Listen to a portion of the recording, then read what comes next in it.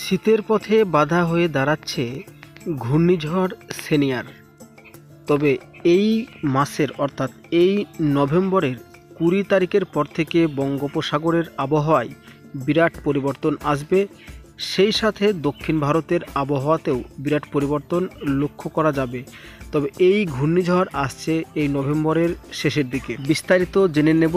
তার আগে আমরা দেখে নেব যে আগামী কয়েকদিনের তাপমাত্রা বা বৃষ্টিপাতের কোনো রকম সম্ভাবনা আছে কিনা। তো বন্ধুরা, এই মুহূর্তে যেটা দেখা যাচ্ছে যে আমাদের গোটা ভারতবর্ষের মধ্যে কিন্তু শুধুমাত্র দক্ষিণ ভারতে বৃষ্টিপাতের সম্ভাবনা রয়েছে আগামী 24 ঘন্টা বা 2 থেকে 3 দিনের মধ্যে।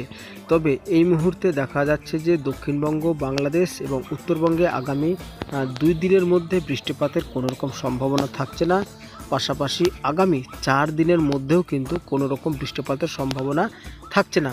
তবে এক্ষেত্রে ক্লিয়ার যে আগামী বেশ কয়েকদিন দক্ষিণবঙ্গে শুষ্ক আবহাওয়া বজায় থাকবে এবং পশ্চিমী ঝঞ্ঝার কারণে কিন্তু আমাদের দক্ষিণবঙ্গে শীত অনেকটাই বজায় থাকবে, যেটা দেখা যাচ্ছে। তবে এই মাসের শেষের দিকে শীতের পথে বাধা হতে পারে আগত ঘূর্ণিঝড় সেনিয়ারের কারণে। তো এই মুহূর্তে যদি আমরা তাপমাত্রাটা লক্ষ্য করি, তো আজকে সকালবেলায় তাপমাত্রা ছিল দক্ষিণবঙ্গের 14 ডিগ্রি, 15 ডিগ্রি, 16 ডিগ্রি এই মোতাবেক, এবং উত্তরবঙ্গের তাপমাত্রাও কিন্তু বেশ কিছুটা নিচে লক্ষ্য করা গেছে।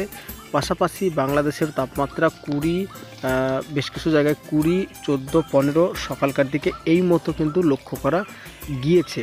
তবে আগামীকাল শুক্রবারও কিন্তু দক্ষিণবঙ্গের তাপমাত্রা যেটা আমরা লক্ষ্য করতে পারছি, সিউড়ি 15, বাঁকুড়া 14, পুরুলিয়া 13, বর্ধমান 15, শান্তিপুর 16, কাটোয়া 15, নলহাটি 15, ধুলিয়ান 16, তারপরে দেখা যাচ্ছে শান্তিপুর 16, চন্দননগর 15, কলকাতা 17। পাশাপাশি বাংলাদেশের ক্ষেত্রেও সাতক্ষীরা 16, খুলনা 15, 16, লোহাগড়া 16, যশোর 16, মাদারীপুর 17, বরিশাল 17, ফিরোজপুর 17।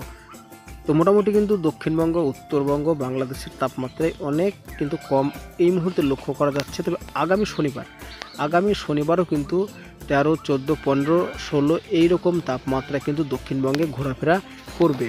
তো এবার আমরা দেখে নেব ঘূর্ণিঝড়ের সম্ভাব্য ল্যান্ডফল।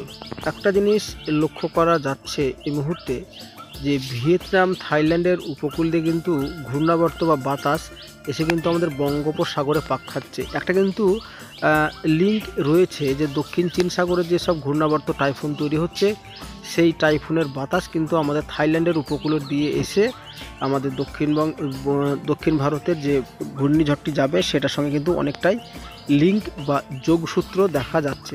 তবে বিশেষ করে লক্ষ্য করা যাচ্ছে যে এটা শ্রীলঙ্কার কিছু অংশ এফেক্টেড করবে এবং চেন্নাই, পুদুচেরি, নাল্লোর, বিজয়ওয়াড়া, বিশাখাপত্তনম এই সমস্ত এলাকাগুলোতে কিন্তু ব্যাপক ক্ষয়ক্ষতি হবার আবারও সম্ভাবনা রয়েছে।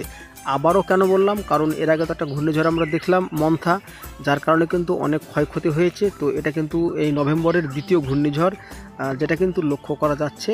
তবে প্রাথমিকভাবে এর এফেক্ট কিন্তু আমাদের দক্ষিণবঙ্গে না পড়ার সম্ভাবনাটাই বেশি রয়েছে। তবে দেখা যাক যে সময়গুলো আসুক, ঘূর্ণিঝড়ের যে তৈরি হবে এবং 25-26 নভেম্বর আসুক, তখন কিন্তু বোঝা যাবে যে এই ঘূর্ণিঝড় নিম্নচাপ কোন দিকে যেতে পারে।